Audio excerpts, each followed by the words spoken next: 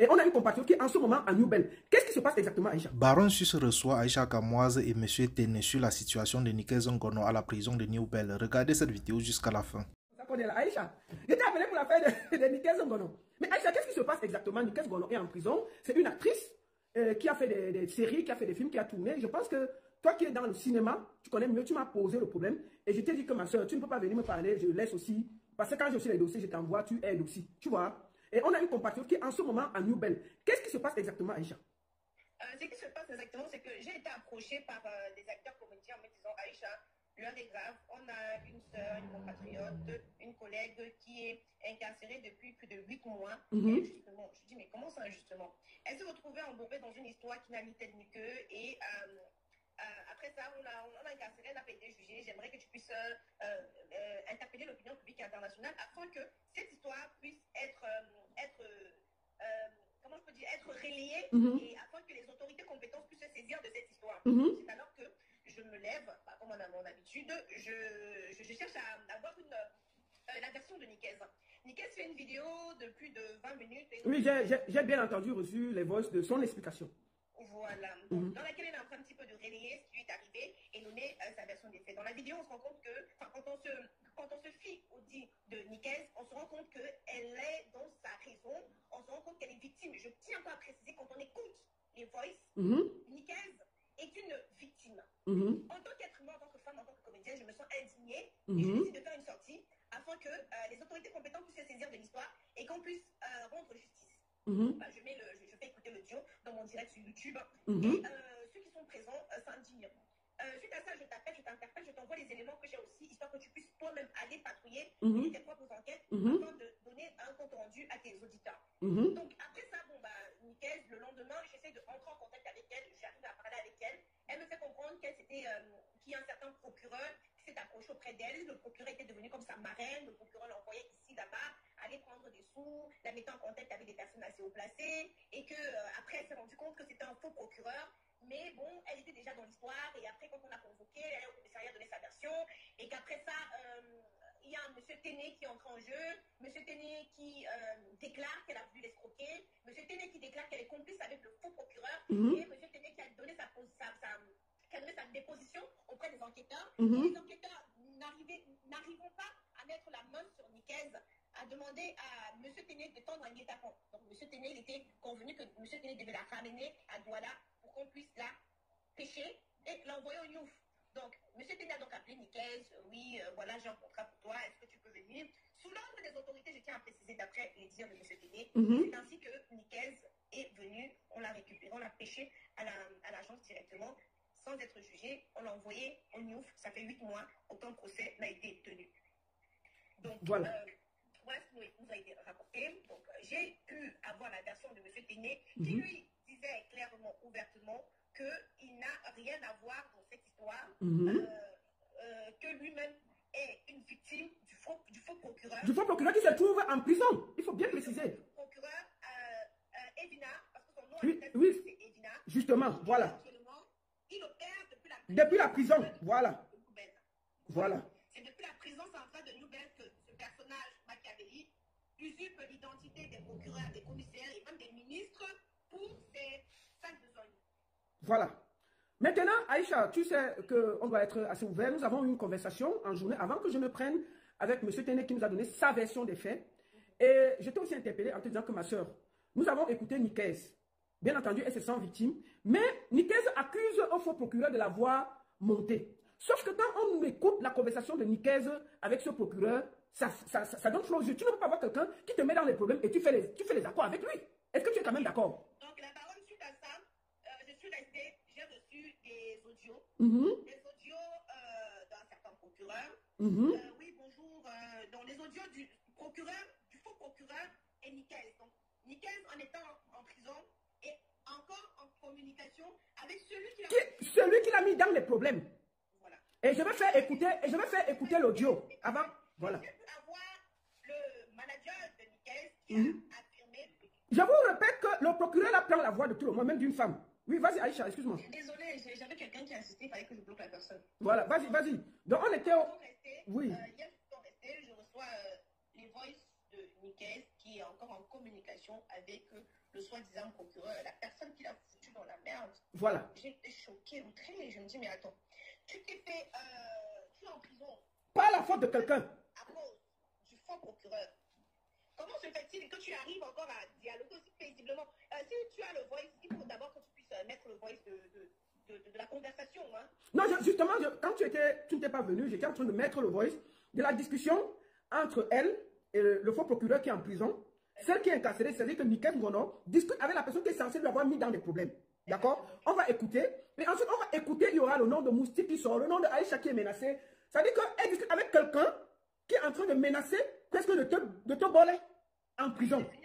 Tu vois, alors que toi, c'est toi qui amènes l'affaire sur les réseaux sociaux pour la défendre. Donc moi, je ne comprends pas que tu sois victime. Et les gens prennent sur eux de te défendre. Et toi, tu es encore avec la personne qui t'a mis dans les problèmes. Donc fini, je vais faire écouter les voices aux Camerounais. Et chacun va se faire son idée. Nous allons écouter ce que Nicaise dit. Nous allons écouter Aïcha. Et puis nous allons écouter Téné. Et je vous laisse en votre conscience juger si elle est innocente ou si elle est coupable. Hein, Aïcha, tout ce que nous cherchons, c'est la vérité. Sans prendre le parti de un ou de l'autre. Est-ce que c'est ça, maman?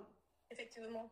Voilà. Donc moi, je ne sais pas si tu as encore un mot à dire avant que je ne fasse écouter les voices.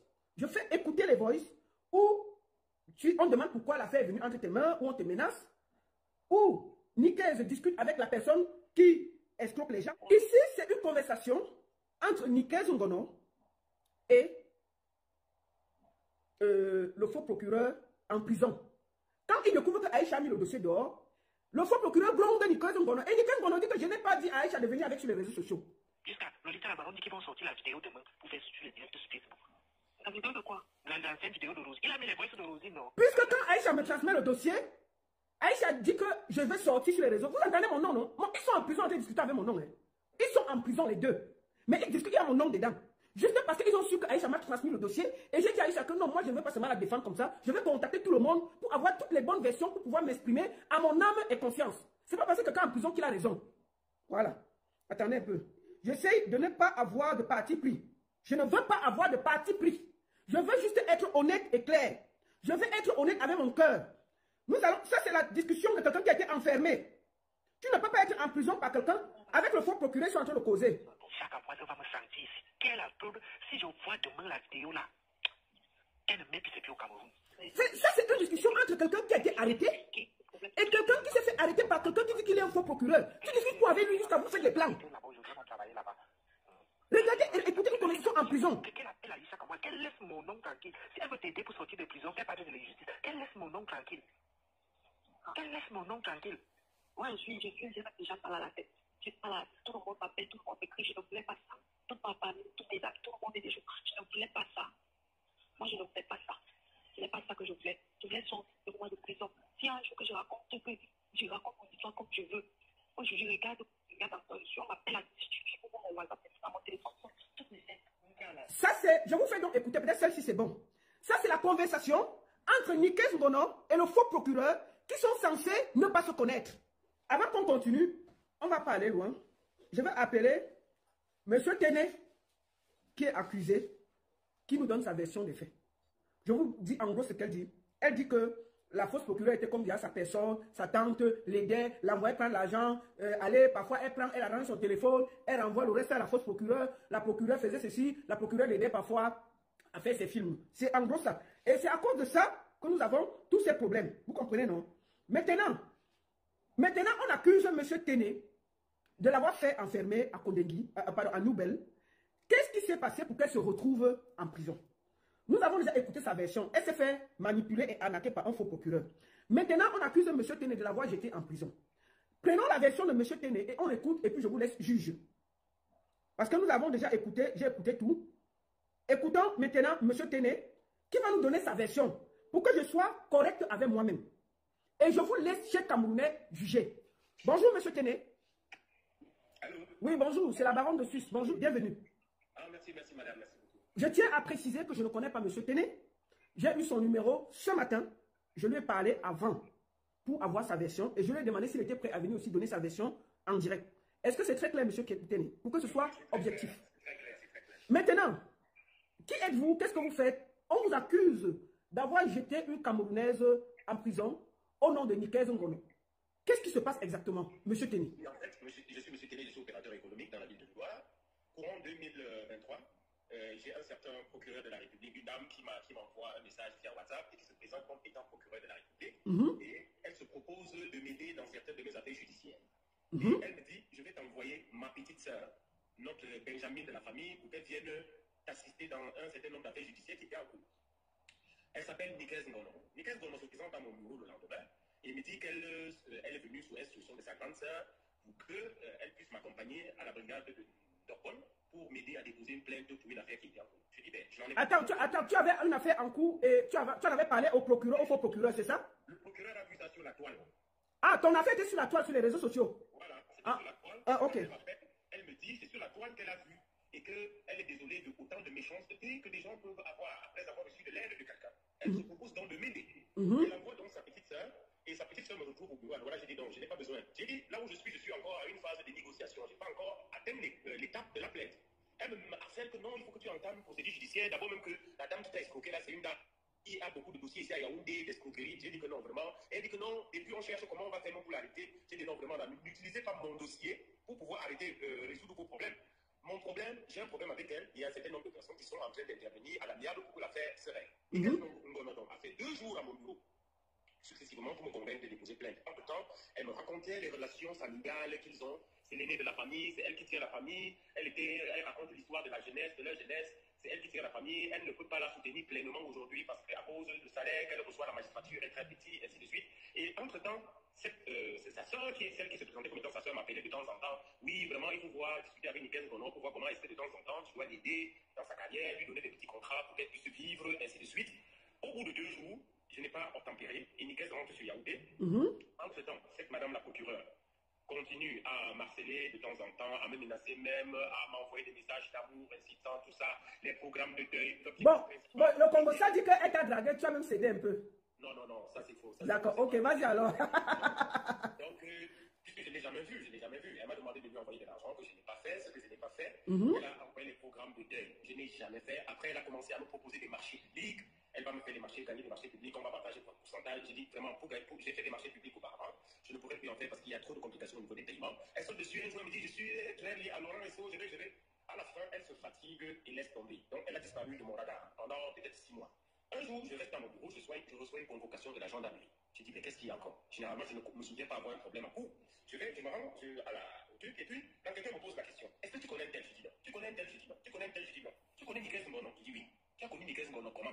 J'ai dit que non, mais sa grande sœur l'a envoyé à mon bureau il y a à peu près 6 mois pour un problème, mais vraiment, je connais des relations au-dessus de ce qu'elle me proposait. Et que non, mais en réalité, celle qu'elle a présentée comme étant sa grande sœur procureur, la réalité, c'était un escroc. J'ai dit quoi? Et que oui, c'est un escroc. Et nous t'appelons là justement parce qu'après toi, ils sont allés faire une opération et l'opération a marché. Nous avons interpellé Nikes Ngono lors de cette enquête. Elle nous a donné une version, nous l'avons cru. Parce que nous connaissons... Attends, on avait déjà interpellé Nicole Ngono. On avait déjà interpellé Nicole Ngono. On l'avait interpellé, elle a donné une version qui était plausible, puisqu'on ne pouvait pas soupçonner qu'elle était inculpée jusqu'à un certain niveau. Et mais sauf que Nikes a été relâché. Mais... Ah, donc on l'a interpellé, on l'a interrogé et puis on l'a relâché. On l'a relâché. D'accord. Ils ont fait une succession de dossiers qui arrivaient à la brigade du grand banditisme et la même Nikes Ngono était celle qui récupérait de l'argent. Ils ont commencé à dire qu'il y a un problème. Ils se mettent donc à rappeler Nikes Ngono pour revenir pour la suite de l'enquête. Nikes ne vient pas. On la rappelle, elle ne vient pas. On la rappelle, on utilise des méthodes, elle ne vient pas. C'est ainsi qu'un mandat d'arrêt a été émis pour aller arrêter Nikes à Yaoundé. Quand on émet le mandat pour aller ramener Nikes à Yaoundé, pour quitter de Douala pour Yaoundé, c'est un budget énorme pour l'armée. C'est ainsi qu'en fouillant le répertoire du bandit, on retrouve mon numéro de téléphone. Moi, je suis connu comme opérateur économique sur Douala. C'est comme ça qu'on m'a donc appelé. On me dit qu'effectivement, on a vu ton numéro dans le répertoire. Et on voulait bien savoir qu'est-ce que tu discutais avec ce monsieur. Et là, on me dit, on regarde que de temps en temps, tu appelles Nikes. Pourquoi tu appelles Nikes? J'ai dit que non. De temps en temps, c'est des enfants qui, quand ils sont sur le plateau du tournage, attendent qu'on travaille avec les donc moi, je vois souvent la vidéo. Elle m'appelle, elle me dit, pas lancement, j'envoie les 10 000, les 20 000.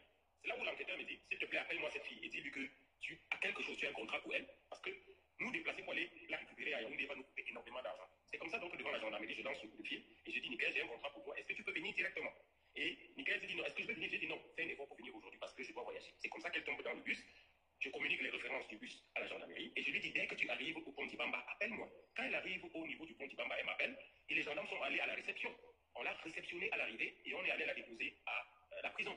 Quand j'ai l'information qu'elle a été déposée à la prison, j'appelle Charlotte Romagno, qui est la responsable pour le cinéma du Cameroun. je lui informe, il y a un des vôtres qui vient d'être déposé à la prison. Faites un effort pour faire un collectif pour aller comprendre de quoi il s'agit exactement. Parce que jusqu'ici, je ne sais pas exactement de quoi il s'agit. Je n'ai pas eu le temps. Quelques minutes après, Nicaise m'appelle de la prison. Elle me dit, pourquoi tu es en train de parler de mon problème aux gens? S'il te plaît, arrête de diffamer mon nom. J'y suis ici juste pour une semaine. Donc vraiment là, j'ai déjà appelé mes relations au niveau de Yaoundé et on va me libérer. Elle appelle encore Sharon Gomagno, la responsable pour le cinéma du Cameroun, et lui demande, ne diffame plus mon nom, laisse tomber, parce que j'ai mes relations, j'ai déjà activé mes relations pour qu'on me laisse. Or, je suis surpris que 8 mois après, cette même Nicaise sur mon nom me dit que je suis la personne qui l'a jeté en prison. Non, je suis un témoin dans cette affaire. C'est la vraie madame la procureure qu'on usurpait son identité qui a porté plainte et qui m'a pris comme témoin. Parce que j'ai été victime, en fait, j'ai failli perdre de l'argent. Malheureusement, j'ai eu de l'intuition qui a fait que je ne cède pas à leur proposition.